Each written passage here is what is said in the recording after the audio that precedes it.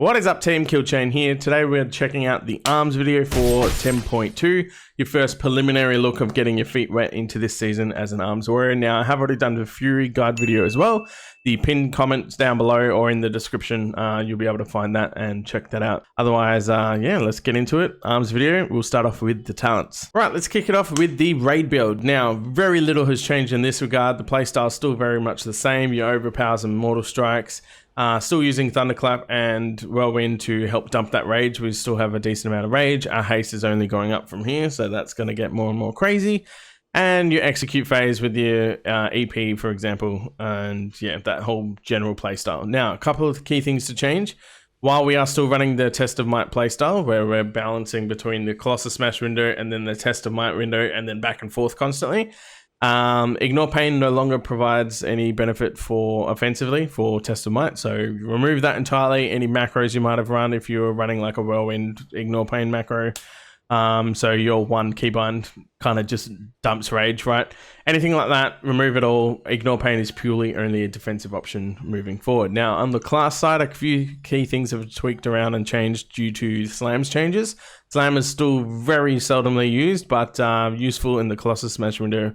We'll touch more on that in the rotation section, but at least for now, any talents you had that were not throughput, you can then shift into Crushing Force, as this will still be somewhat of a damage increase for you. Again, we don't need to go so far as to go for improved Slam, as there's better talent points to spend on the spec side of the tree. But at least for the class side, things like your honed reflexes or the bounding stride, if you pick that up, intervene if you had that.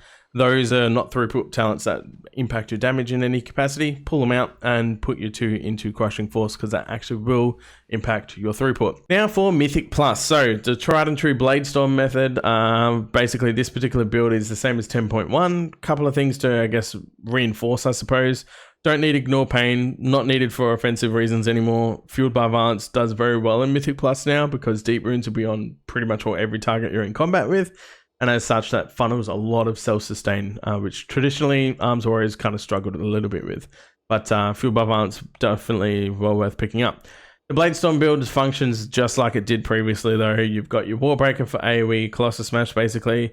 Use that to do your Blade Storms. You get 2 Blade Storms thanks to Blade Master's Torment with Avatar, right? And then Hurricane obviously helps boost your strength whenever you Blade Storm anyway. And you've got your usual single target stuff where it's all about your Mortal Strikes, your Overpowers, Dump Rage with Whirlwind, and thanks to Storm of Swords, and then EP to help boost your Execute and Mortal Strike interactions there. So nothing really too much to say about this build. We've already done it. We already love it. This serves its purpose very well. However, the other build to at least touch on, you can run this build before even hitting any of the new set. I've done it. It holds its own very well. However, it really starts to ramp and come into its own when you hit the new 4 set. Reason being is because the executes will then automatically give you your Thunderclap, which automatically reapplies your Rend for Blood and Thunder. And that happens quite frequently, thanks to, again, the whole interaction around sudden death procs with the new tier set. And as such, it means you're not spending global cooldowns on resetting Rend with Thunderclap at all. And you can just spam the living shit out of Whirlwind. And Whirlwind, thanks to fervor of battle, will slam your primary target. That actually hits 2 targets thanks to sweeping strikes. And then that directly ties into collateral damage. Collateral damage, basically, whenever sweeping strike ends, all the things that hit multiple targets during that will make a really big Whirlwind at the end of it. So the Whirlwind portion doesn't actually add to this, but Slam hitting 2 different targets, thanks to fervor and battle and sweeping strikes, does directly feed into collateral damage. As such, you're building up your big Whirlwind during this particular time. That times and synchronizes really nicely with when Warbreaker comes back off cooldown the second time, thanks to anger management. And then Test of Might buff will be on you, so you're spamming Whirlwind to build up a really big Test of Might. The Warbreaker comes off right as your collateral damage is ticking over as Sweeping Strike ends as well. So that all comes together and synchronizes really nicely to allow a Test of Might buffed, Warbreaker debuffed on the mobs, and a big collateral damage hit. Alright, so let's talk stats, and this is going to be the quickest section known to man. Haste. That's it. You just want haste. Just make sure everything is all the haste, and then the secondary stats will fall in alignment. Now, for a single target, obviously, if we need to discuss it slightly more, Crit obviously still very much has its place. However, it's going to hit a diminishing returns where it ends up being more valuable to go for versatility and then mastery, and they will kind of comfortably even themselves out. Generally speaking, when you consider both single target and multi-target, even when I hit, I've pulled out a little bit now, but even when I hit 20% diminishing return penalty, it's still saying, no, you want more haste. Haste is your best friend. So haste in all aspects, whatever the other secondary happens to be, cool, sure, take it. But haste is the main thing. Gems, stats, enchants, all that good stuff for the nitty gritty. Now, your Fierce Primalist gem is the way to go for your haste. You could obviously run the crit one. As always, every guide ever out there on YouTube is going to tell you to sim your character. This will be no different, but a very standard kind of comfortable medium between both Mythic Plus and Raid, and just general for how arms works. Grab your Fierce gem, get the extra haste in that regard, and everything can either be some combination of haste and crit. Whether you want crit high or haste high, doesn't matter. Run that. Haste is going to just compound on itself and get even better and better. And while trinkets that have haste on it tend to start falling off when it comes to the actual proc, the raw haste stat in general just means better for arms, and to the point where it's still getting you to stack haste even as we hit diminishing returns. Haste is just that good. Diminishing returns or not, yeah, haste is bonkers. So as such, grab your haste and crit gems everywhere that you can. Haste for the Primalist gem. The enchants itself, literally no change. So same avoidance on the cloak and wrist. You still want waking stats on the chest. You still want the Shadow Class belt, which I don't have. I need to reapply that for the extra stam on your belt. You still run the armor thanks to armor to the teeth talent, just like the Fury video I mentioned, where extra armor gets you more strength, right? So you want to run the strength 177 and then 141 armor for the legs. Watcher's Loam again. Combat mobility really isn't an issue for arms, so you don't need Plains Runner. Just grab your Watcher's Loam as normal, and then your ring enchants will fluctuate between crit or haste. My sims are telling me crit, so by all means you go crit, but yeah, you'll be fluctuating between one of those two. And even the weapon enchant, while Fury had to change from Sophic to Wafting, arms always ran Wafting. So literally very few, in fact no changes whatsoever in this regard. The only thing you always change no matter what is the ring enchants. Do what the sim says, but it's comfortably one of those two. As of right now, it's crit. So yeah, really not much to write home about. Let's touch on the consumables though. So you'll see you definitely want to run your Howling Rune. You've only got one weapon to deal with. Always howling all the time forever. Haste is definitely the way to go. You want to run both the vials, right? If you need more defensive utility or capability, sorry. Tepid versatility, stock standard. Corrupting Rage for the offensive kind of nature of it. Crit really funnels quite nicely into how arms operates anyway, so you get decent bang for your buck running Corrupting Rage, but just keep in mind obviously there's some risk involved with that. If you're an alchemist, it's less of a risk, so it's fine. If you're not an alchemist, kind of a decent risk in terms of the damage that will come back onto you if you take 100% of your total health pool over time. So very noticeable in keys that you might very well be proccing that too much and the healer will get annoyed at you. But then you've got Tepid as a backup. Food, as always, I'm truly a believer in just carry a bunch of feasts, right? There's no need to carry individual food, because the only time you'll ever notice that you want individual food is usually for Mythic Plus, and you can't use the damn faded cookies in Mythic Plus anyway, so just carry the feasts. They're cheap. You can pick up a stack of 20 for like a couple of K gold. It's fun. I'm fortunate I have the permanent augment rune now, so I don't have to worry about stocking up with them, but you can buy the single-use ones from the auction house.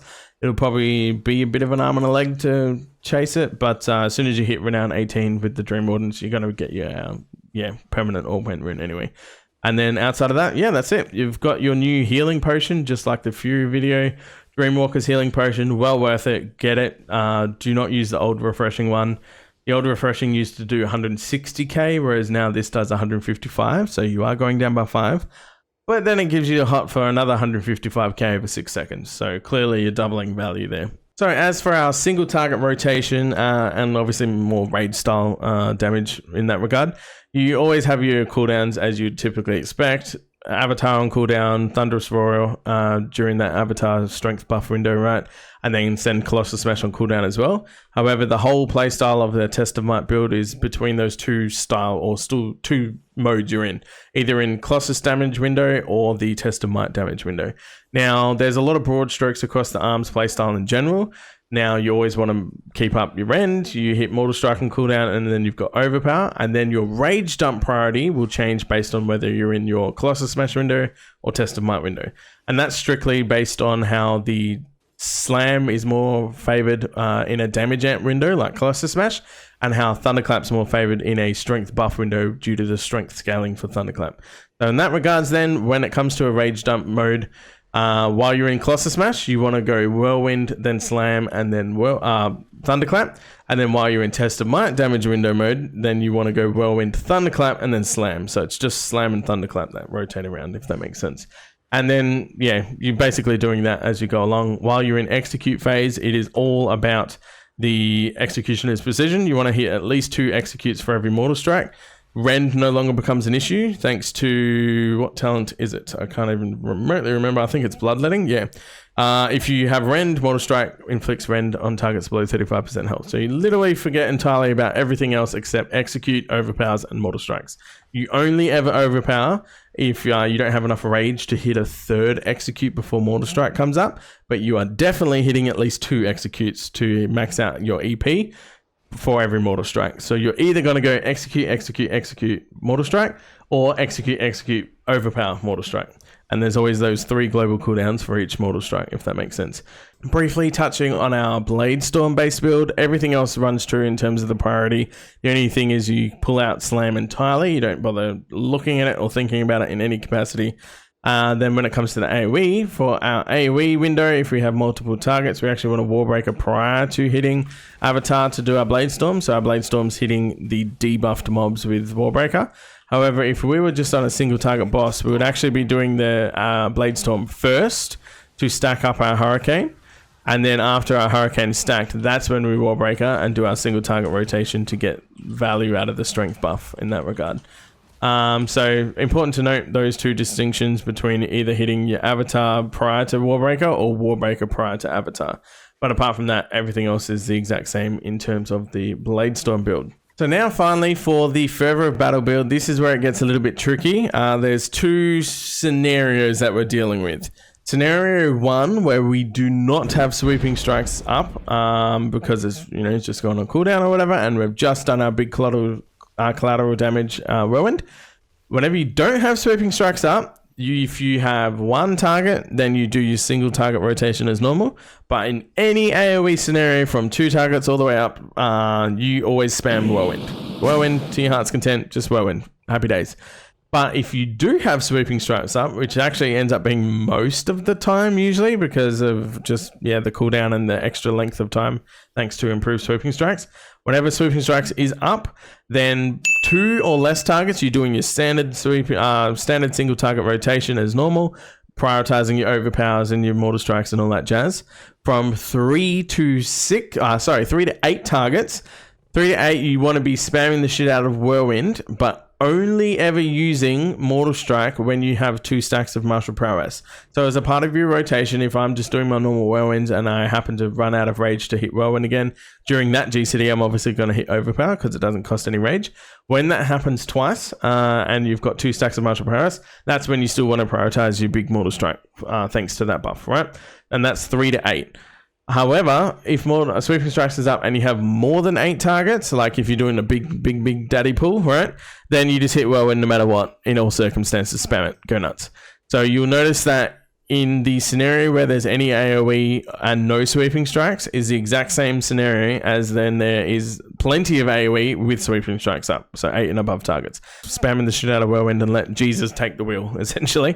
And the nuance comes in between that weird 3 to 8 gap. So you tend to take more note of how many mobs you're dealing with at the time. So you can change your priority mid-pull. But very strong, very powerful, and outside of that, when it comes to single target, everything else is the exact same, except your Rage Dump is always Whirlwind. So you don't have to worry about Thunderclap, you don't have to worry about Slam, you don't have to worry about any of that shit. You just keep your rend up as you typically would, which you always use Thunderclap anyway, and that's going to become even more easy to navigate thanks to Sudden Death and the 4-piece, whereas All Rage Dump entirely is Whirlwind until you hit your execute phase, obviously.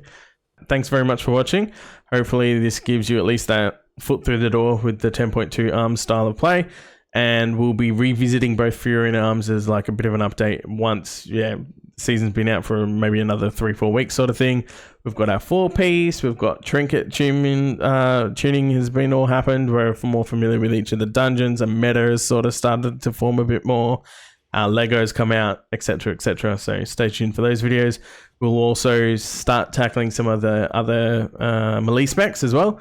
So dabbling with some ults just to kind of, I'm enjoying the ults, and especially given the War Within and how ult friendly that's going to be even more with the amount of account bound stuff and account tradable loot drops potentially as well. That's going to make ults honestly really fun. So we'll probably tackle Havoc Demon Hunter. I don't know, maybe if there's any suggestions or I guess suggestions of what specs you would like to see, as long as they're melee, then I'll definitely see if I can get my hands all over it. Thanks very much for watching, and I'll catch you guys next time. Peace.